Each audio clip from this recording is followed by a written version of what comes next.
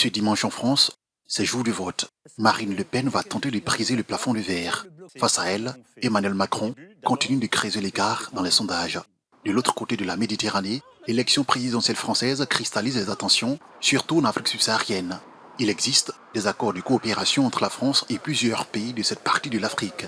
D'après les douanes françaises, les échanges commerciaux entre la France et la Côte d'Ivoire se sont élevés à 2,2 milliards d'euros en 2021, en progression de 10% en raison de l'augmentation des exportations françaises de près de 23% à 1,4 milliard d'euros.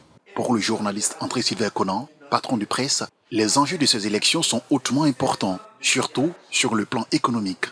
Il y a la question de l'éco qui, du fait même du leadership français, révulse certains Africains, y compris nous-mêmes.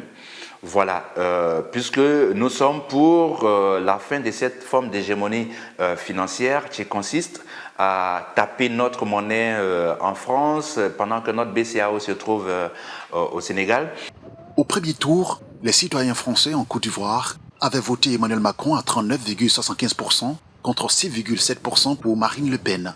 Dans son programme, la candidate d'extrême droite évoque peu l'Afrique. Son idéologie ultranationaliste laisse beaucoup de doutes sur sa politique étrangère.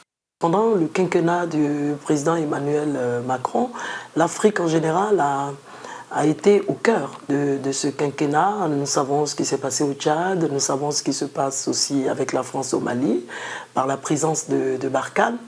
Et donc, nous sommes sûrs que l'Afrique, et notamment la Côte d'Ivoire et les pays africains subsahariens, seront au cœur du prochain quinquennat. Ça, c'est sûr. Grâce à ces ventes de produits agricoles, notamment le cacao et l'anacarde, pour lesquels le pays est le premier producteur mondial, la Côte d'Ivoire est le troisième fournisseur de la France en Afrique subsaharienne, derrière le Nigeria et l'Afrique du Sud.